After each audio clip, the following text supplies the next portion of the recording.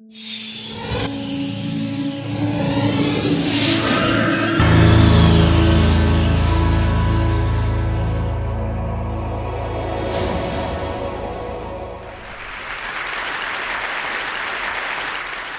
students often ask me, what is sociology?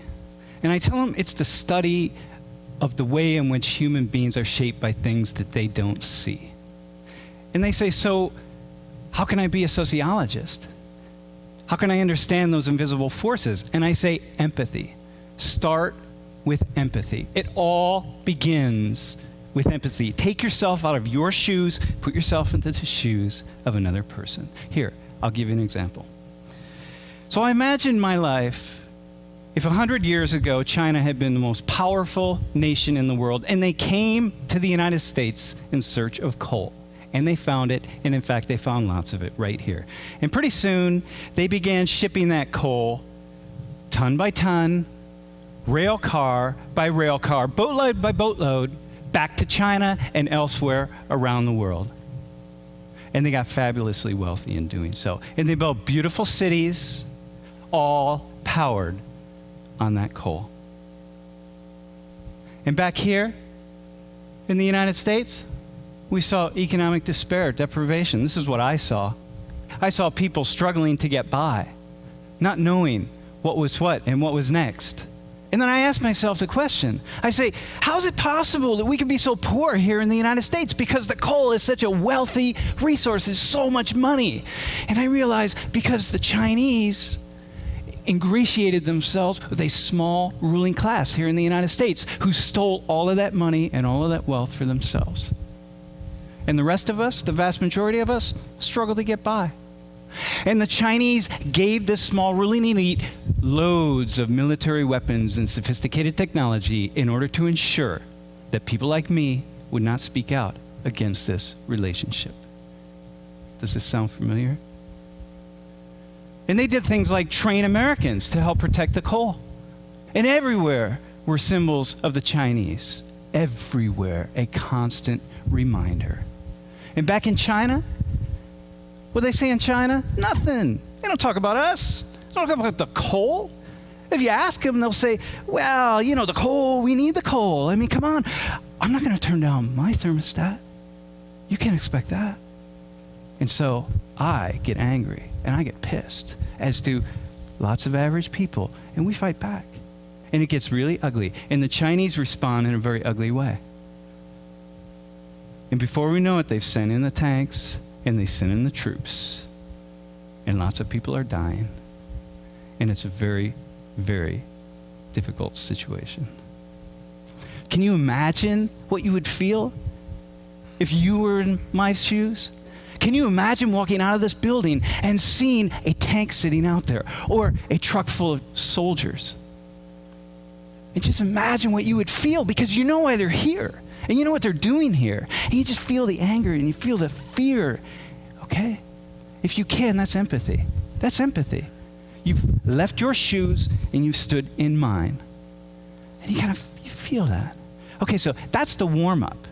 That's the warm-up. Now we're going to have the real radical experiment. And so for the remainder of my talk, what I want you to do is put yourselves in the shoes of an ordinary Arab Muslim living in the Middle East, in particular in Iraq.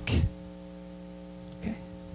And so to help you, perhaps you're a member of this middle-class family in Baghdad, and what you want is the best for your kids. You want your kids to have a better life. And you watch the news, you pay attention, you read the newspaper, you go down to the coffee shop with your friends, and you read the newspapers from around the world, and sometimes you even watch satellite, CNN, from the United States, so you have a sense of what the Americans are thinking. But really, you just want a better life for yourself. That's what you want. You're Arab Muslim living in Iraq. You want a better life for yourself. So here, let me help you. Let me help you with some things that you might be thinking. Number one, this incursion into your land, these past 20 years and before, the reason anyone's interested in your land, in particular the United States, it's oil. Come on, it's all about oil. You know that. Everybody knows that. People here back in the United States know it's about oil, right? It's because somebody else has a design for your resource. It's your resource. It's not somebody else's, right? It's your land. It's your resource. Somebody else has a design for it. And you know why they have a design? You know why they have their eyes set on it? Because they have an entire economic system that's dependent on that oil. Foreign oil. Oil from other parts of the world that they don't own. And what else do you think about these people? Well, the Americans, they're rich. Come on, they live in big houses. They have big cars. They all have blonde hair, blue eyes. They're happy. You think that. It's not true, of course, but that's the media impression. That's like what you get. And they have big cities. And the cities are all dependent on oil. And back home, what do you see? Poverty, despair, struggle. Look, you don't live in a wealthy country. I mean, this is Iraq. You don't live in, this is what you see. You see people struggling to get by. I mean, it's not easy. You see a lot of poverty, and you feel something about this. These people have designs for your resource, and this is what you see. Something else you see that you talk about. Americans don't talk about this, but you do. There's this thing, this militarization of the world, and it's centered right in the United States. And the United States is responsible for almost 1/2 of the world's military spending. 4% of the world's population, and you feel it. You see it every day. It's part of your life. And you talk about it. With your friends, you read about it. Right? And back when Saddam Hussein was in power, the Americans didn't care about his crimes. When he was gassing the Kurds and gassing Iran, they didn't care about it. When oil was at stake, somehow, suddenly, things mattered. Right? And what you see, something else, the United States, the hub of democracy around the world, they don't seem to really be supporting democratic countries all around the world. There are a lot of countries, oil-producing countries, that aren't very democratic, but supported by the United States. It's odd. Oh, these incursions, these 2 wars, the 10 years of sanctions, the 8 years of occupation, the insurgency that's been unleashed on your people, the tens of thousands, the hundreds of thousands of civilian deaths, all because of oil. You can't help but think that. You talk about it. It's in the forefront of your mind always. You say, how is that possible? And this man, he's every man. Your grandfather, your uncle, your father, your son, your neighbor, your professor, your student. Once a life, happiness and joy, and suddenly pain and sorrow. Everyone in your country has been touched by the violence, the bloodshed, the pain, the horror. Everybody, not a single person in your country has not been touched. So here, but there's something else. There's something else about these people, these Americans who are there. There's something else about them that you see. They don't see themselves. And what do you see? They're Christians. They're Christians. They worship the Christian God. They have crosses. They carry Bibles. Their Bibles have a little insignia that says U.S. Army on them. And they're leaders. They're leaders. Before they send their sons and daughters off to war in your country, and you know the reason. Before they send them off, they go to a Christian church and they pray to their Christian God and they ask for protection and guidance from that God. Why? Well, obviously, so that when people die in the war, they are Muslims. They are Iraqis. They're not Americans. You don't want Americans to die. Protect our troops. And you feel something about that. Of course you do. And they do wonderful things. You read about it, you hear about it. They're there to build schools and help people, and that's what they want to do. They do wonderful things, but they also do the bad things, and you can't tell the difference. In this guy, you get a guy like Lieutenant General William Boykin. I mean, here's a guy who says that your God is a false God. Your God's an idol. His God is the true God. The solution to the problem in the Middle East, according to him, is to convert you all to Christianity. Just get rid of your religion. And you know that. Americans don't read about this guy. They don't know anything about him, but you do. You pass it around. You pass his words around. I mean, this is serious. You're afraid. He was one of the leading commanders in the second invasion of Iraq, and you're thinking, my God, if this guy is saying that, then all the soldiers must be saying that. In this word here, George Bush called this war a crusade. Man, the Americans, they're like, crusade, whatever, I don't know what that means. You know what it means. It's a holy war against Muslims. Look, invade, subdue them, take their resources. If they won't submit, kill them. That's what this is about. And you're thinking, my God, these Christians are coming to kill us. This is frightening. You feel frightened. Of course you feel frightened. And this man, Terry Jones, I mean, here's a guy who wants to burn Qurans, right? And Americans, he's a knucklehead. He's a former hotel manager. He's got 36 members of his church. They laugh him off. You don't laugh him off. Because in the context of everything else, all the pieces fit. I mean, of course, this is how Americans think. And so people all over the Middle East, not just in your country, are protesting. Like he wants to burn Qurans, our holy book.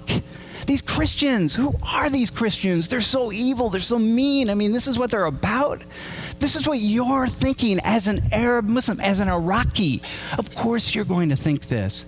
And then your cousin says, hey, cuz, check out this website. You got to see this Bible boot camp. These Christians are nuts. They're training their little kids to be soldiers for Jesus.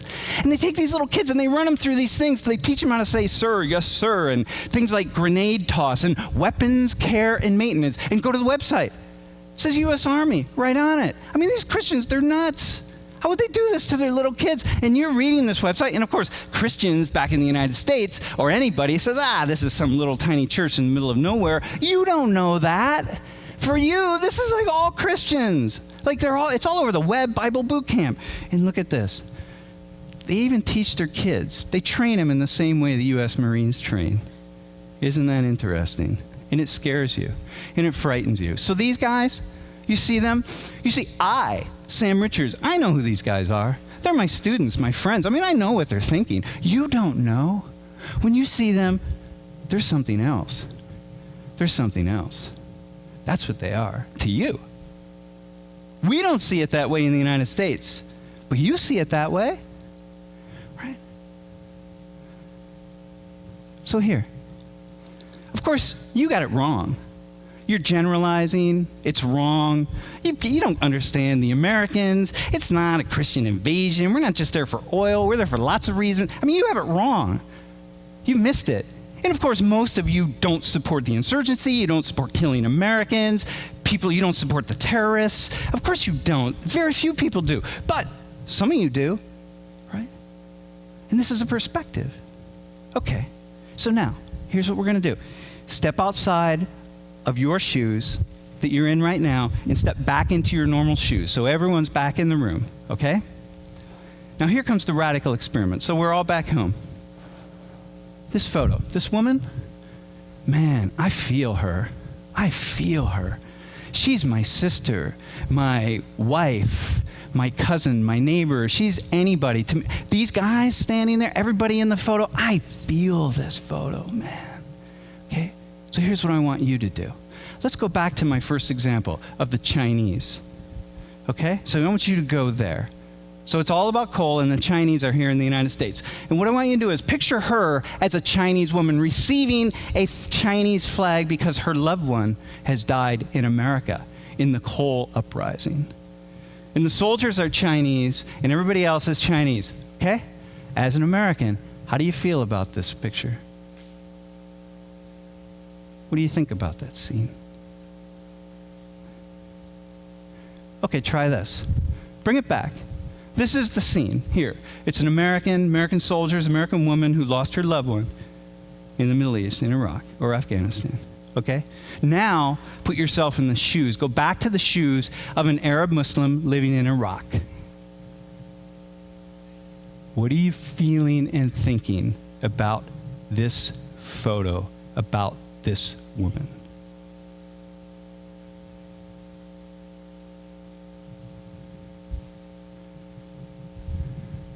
Okay, now follow me on this, because I'm taking a big risk here. And so I'm going to invite you to take a risk with me.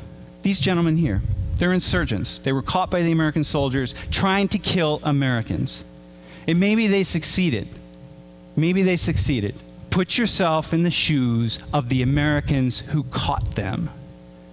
Can you feel the rage? Can you feel that you just want to take these guys and wring their necks? I mean, can you go there? It shouldn't be that difficult. You just feel, oh man, right? Okay, now, put yourself in their shoes. Are they brutal killers or patriotic defenders? Which one? Can you feel their anger, their fear, their rage at what has happened in their country? Can you imagine that maybe one of them in the morning bent down to their child and hugged their child and said, "Dear, I'll be back later. I'm going out to defend your freedom, your lives. I'm going out to look out for us, the future of our country." Can you imagine that? Can you imagine saying that? Can you go there? What do you think they're feeling? Right?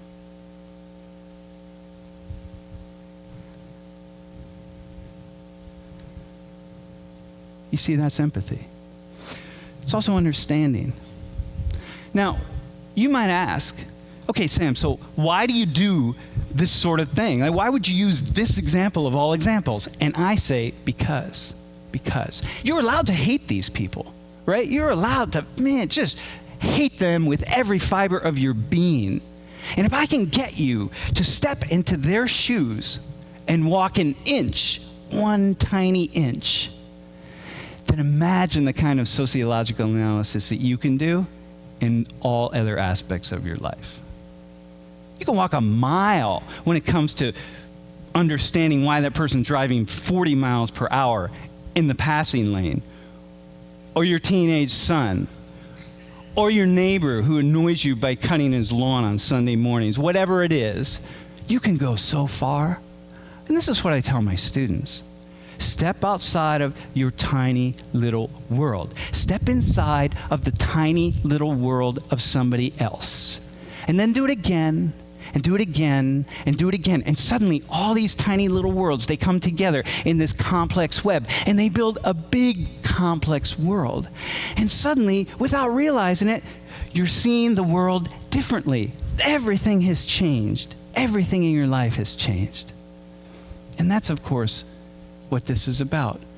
Attend to other lives, other visions. Listen to other people, enlighten ourselves. I'm not saying that I support the terrorists in Iraq, but as a sociologist, what I am saying is I understand. And now perhaps you do too. Thank you.